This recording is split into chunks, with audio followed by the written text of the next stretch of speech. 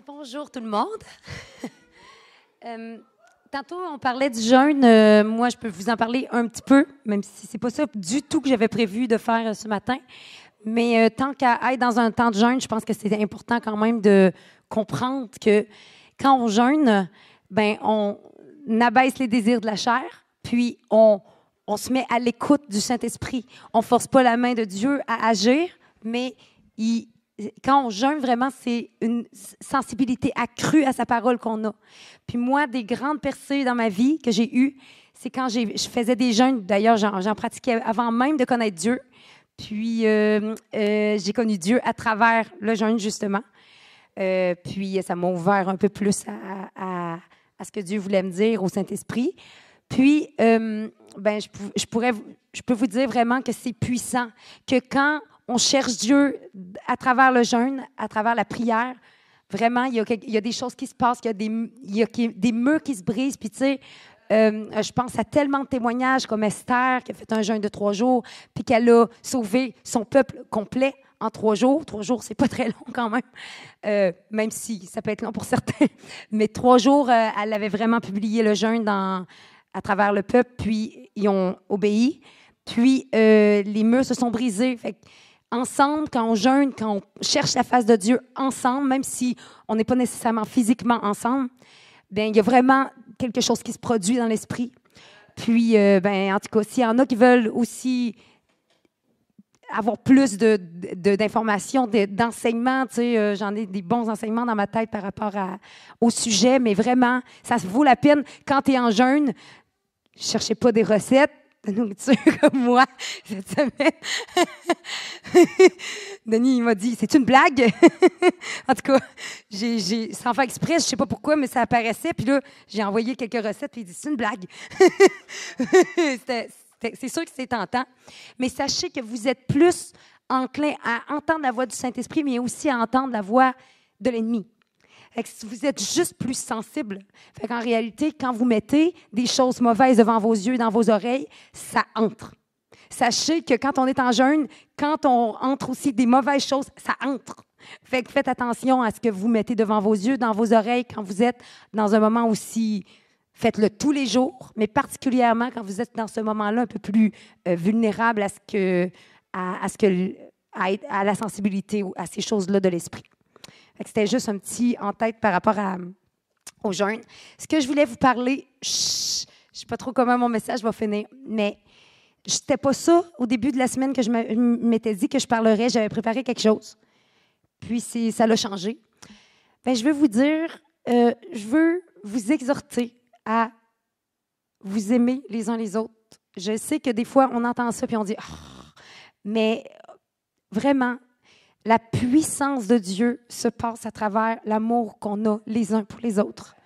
Quand les disciples ont cherché la face de Dieu, quand ils ont cherché la promesse du Saint-Esprit, quand ils cherchaient ensemble, ils priaient pour la Pentecôte, ils étaient tous ensemble réunis jour après jour à chercher.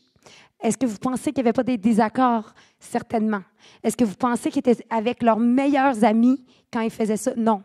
Ils étaient avec les gens que Jésus avait choisis. Ce n'était pas eux qu'ils avaient choisis. Ils étaient avec eux parce que Jésus les avait choisis. Puis, des fois, ça ne nous plaît pas nécessairement d'être avec telle ou telle personne. Mais quand Dieu a choisi, c'est qu'il y a une raison en arrière. Puis qu'il y a une grâce rattachée.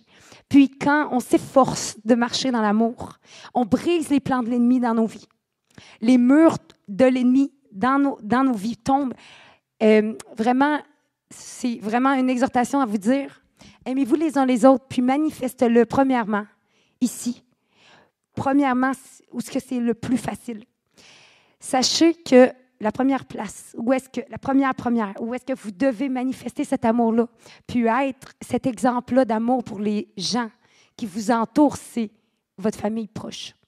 Souvent, c'est eux qui écopent du temps qu'on s'est retenu à être. On est avec notre famille en Christ, on doit être parfait, on doit être bon, on doit être... Puis là, on arrive chez nous, puis on sort ce qu'on a à sortir. On devient... on sort le trop-plein. Mais pourtant, ce serait vraiment supposé être le contraire. Ceux qui nous suivent jour après jour devraient être ceux à qui on réserve le meilleur. de nous, à qui on réserve l'amour le plus profond, le plus sincère, les manifestations les plus grandes. C'est les personnes en face de nous, avec qui on est jour après jour. Parce que, sachez que souvent, il y a des petits yeux qui vous regardent. Puis ces petits yeux-là, vos enfants, les enfants en général aussi, ben ils vous regardent en tant qu'exemple. Puis eux, ça sera l'exemple qu'ils auront en grandissant de l'amour. L'amour manifesté, c'est vous qui l'aurez manifesté.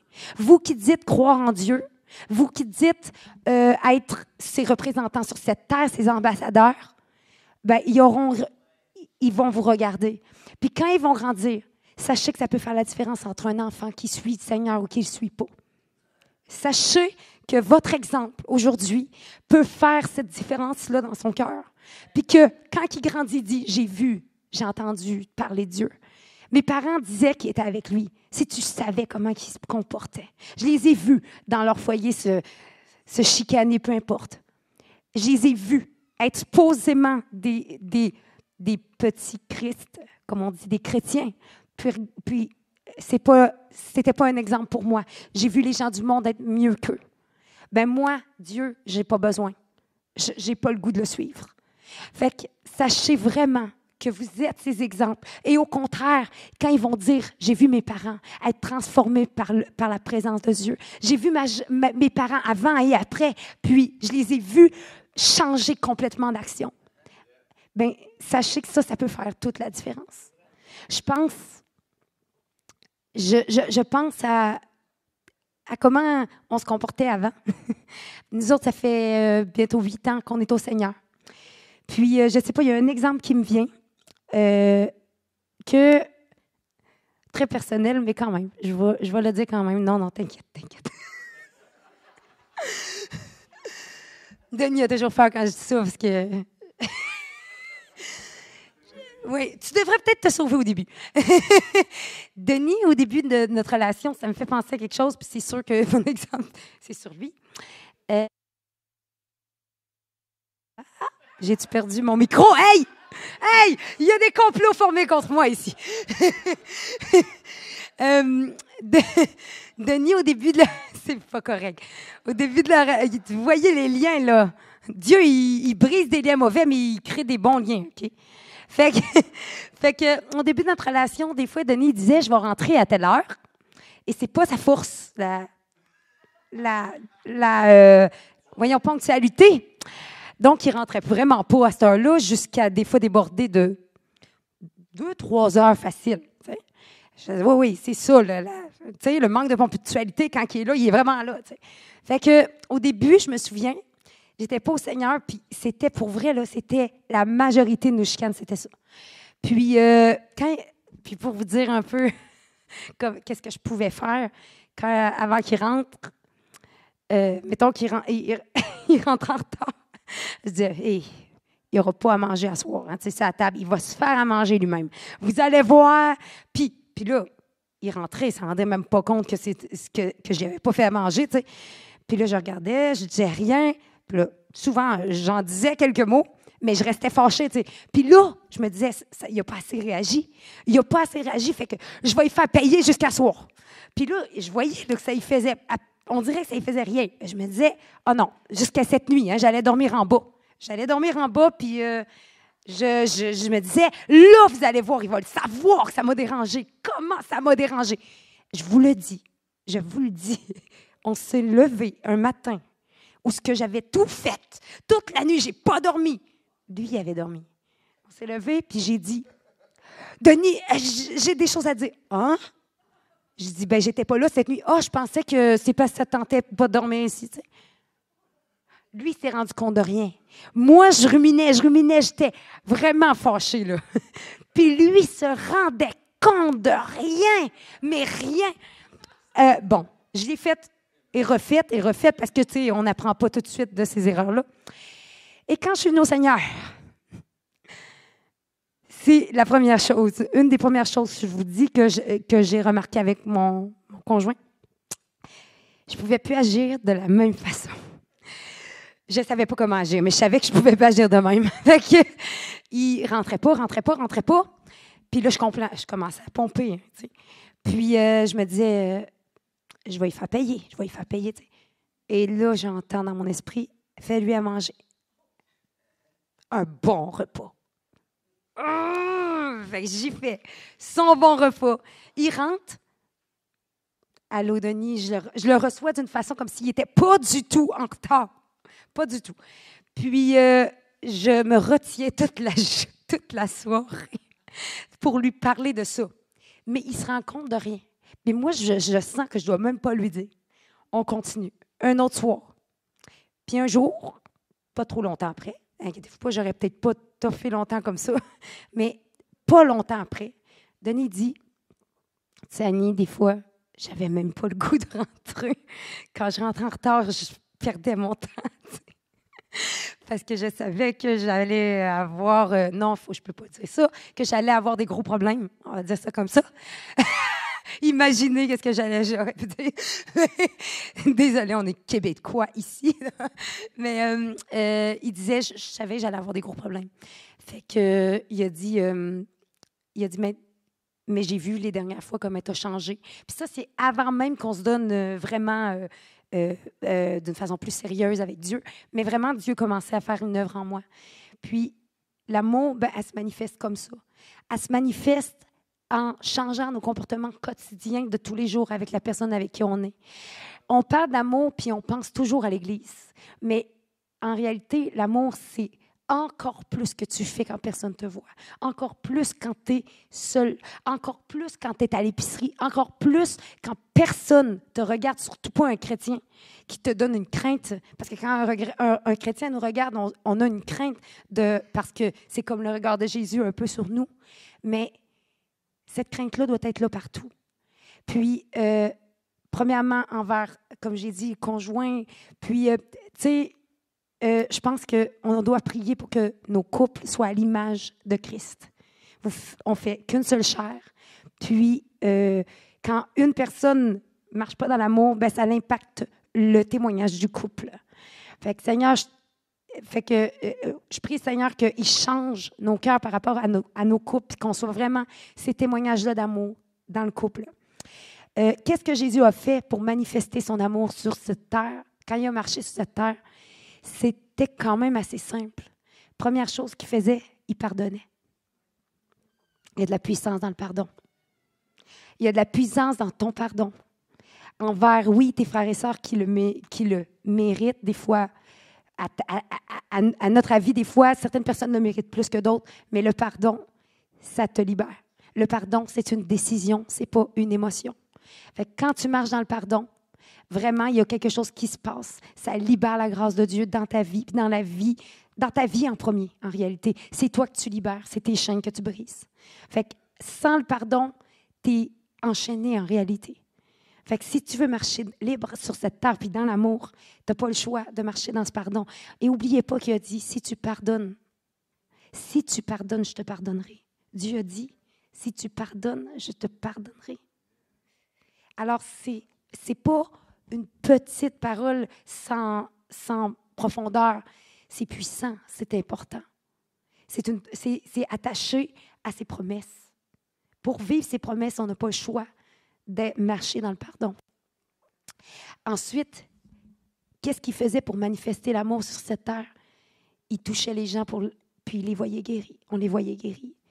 Il chassait les démons. Il libérait, dans le fond, les captifs.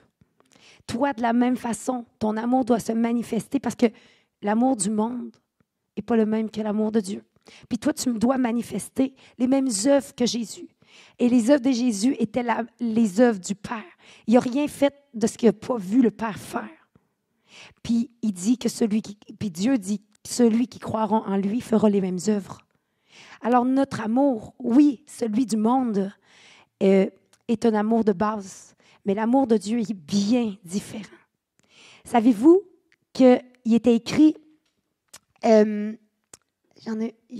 trouvé un verset, avant, il était écrit « Aime ton prochain comme toi-même ». Quand Jésus est venu sur la terre, il a dit « Aimez-vous les uns les autres comme je vous ai aimés ». La première fois, « Aime ton prochain comme toi-même » est moins profond, moins puissant que que quand ils ont connu l'amour du Père, l'amour de Jésus, en réalité, on ne pouvait pas connaître cet amour-là avant que Jésus marche sur cette terre, puis manifeste les œuvres sur cette terre. Mais quand il a dit « Aimez-vous comme je vous ai aimé », c'est beaucoup plus puissant. Il nous a montré comment aimer. Il nous a vraiment montré comment aimer, puis en réalité, c'est les mêmes œuvres. On peut prier pour quelqu'un pour le voir guéri, pour avoir un témoignage de plus. On peut prier pour dire, j'en ai 10 sur ma liste aujourd'hui qui sont guéris. Puis j'en ai un de plus dans ma liste Facebook aujourd'hui que tout le monde verra, c'est le témoignage. Mais tu peux le faire d'un cœur complètement différent. Tu peux le faire d'un cœur, quoique tu peux te servir des réseaux et tout ça pour partager, bien sûr, bien sûr. D'ailleurs, je suis venue au Seigneur par ça. Je suis venue au Seigneur en trouvant quelqu'un qui avait partagé des témoignages sur les réseaux. Ça donne que c'était Jonathan. Mais plus que ça, le motif derrière est extrêmement important. Moi, quand je vais évangéliser, je dis plus, puis c'est pas que je veux partir une mode ou que je veux que vous disiez ça, mais pour moi, pour voir mon cœur droit devant Dieu, je dis que je vais aller aimer quelqu'un. Je vais aller aimer les gens.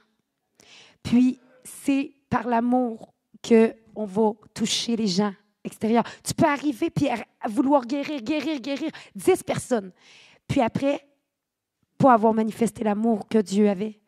En réalité, l'amour est le numéro 1, parce que le motif doit être ça. Et ensuite, Dieu donne tout le reste ensuite.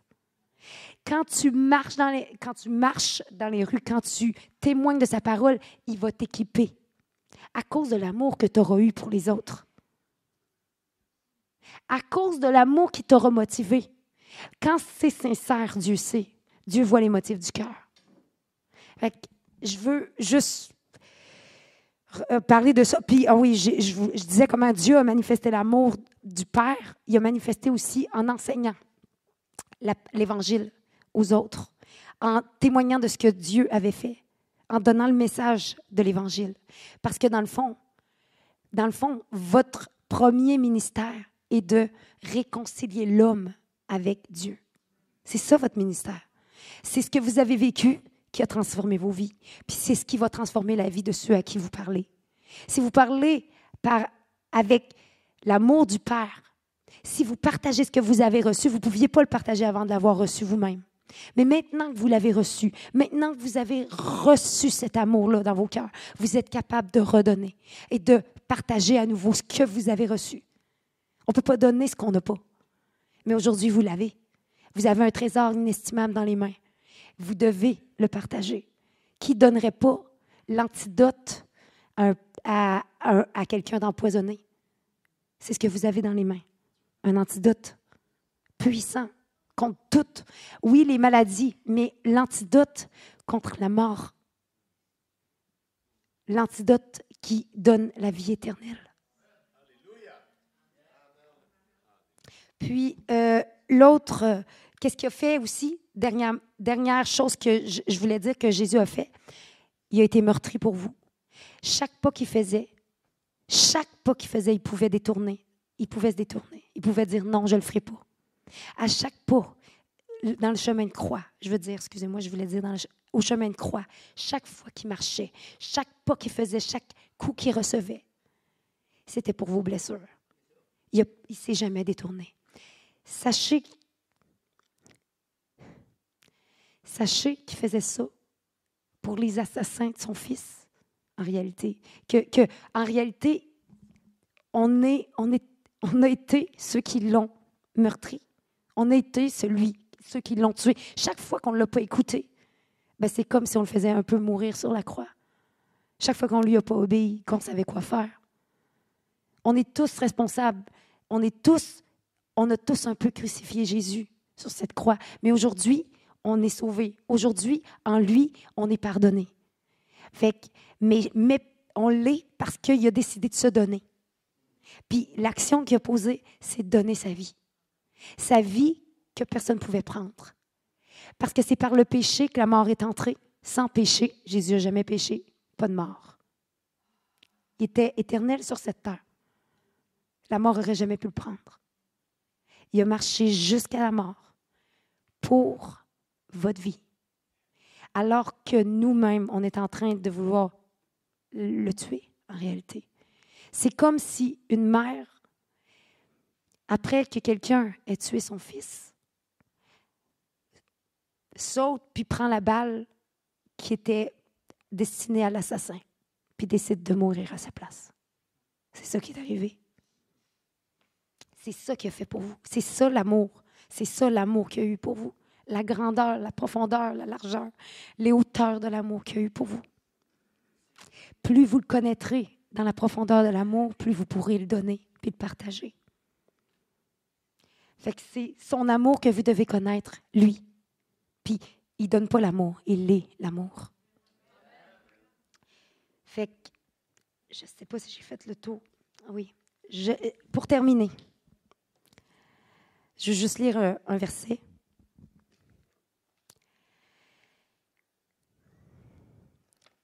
OK, je vais lire quelques versets. Je vous donne Jean 13, 34. Tout simple. Je vous donne un commandement nouveau.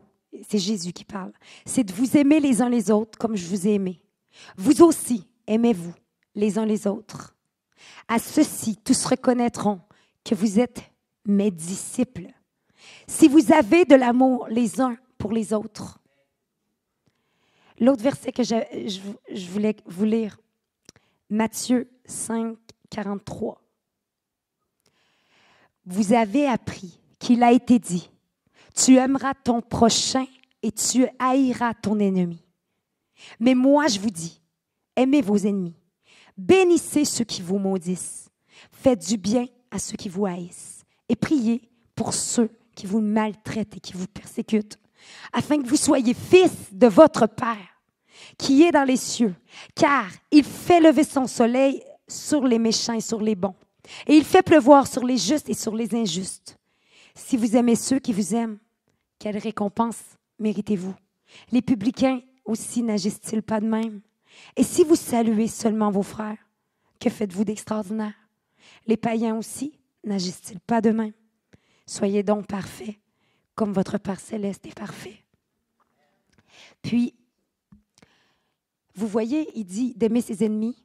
Si tu n'es pas capable d'aimer le frère à côté de toi, combien de fois on rentre dans l'Église sans voir les gens qui nous entourent, sans se soucier de voir que quelqu'un est absent depuis 3 semaines, puis se questionner sur où est-ce qu'il est. Combien de fois ça nous arrive de même pas se tourner vers quelqu'un qui a besoin de prière, même pas voir qu'une personne est dans le besoin.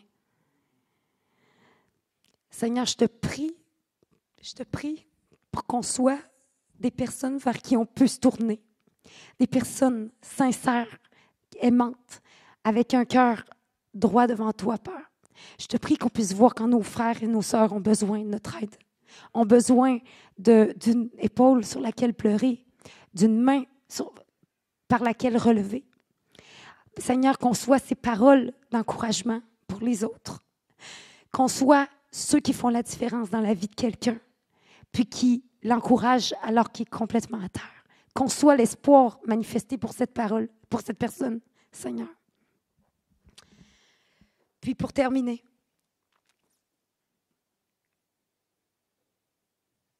il dit, comme le Père m'a aimé, Jean 15, 11. C'est écrit, comme le Père m'a aimé, moi aussi je vous ai aimé. Demeurez dans mon amour.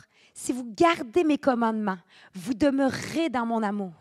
Comme moi, j'ai gardé les commandements de mon Père et je demeure dans son amour. Je vous dis ces choses afin que ma joie soit en vous et que votre joie soit parfaite. Ça a un lien par rapport à votre joie de marcher dans l'amour, dans les commandements du Père. Si vous vous dites où, si vous vous demandez, mais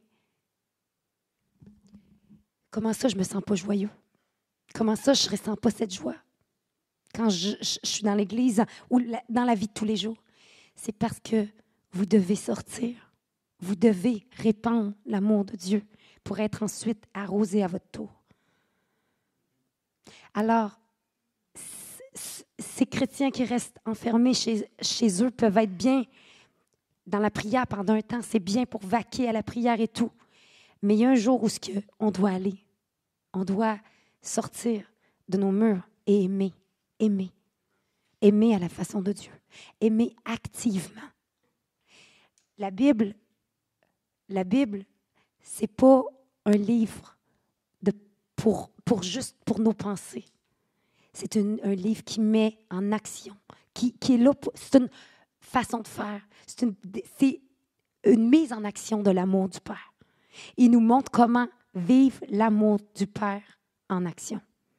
Fait que je prie qu'on soit des personnes actives dans l'amour.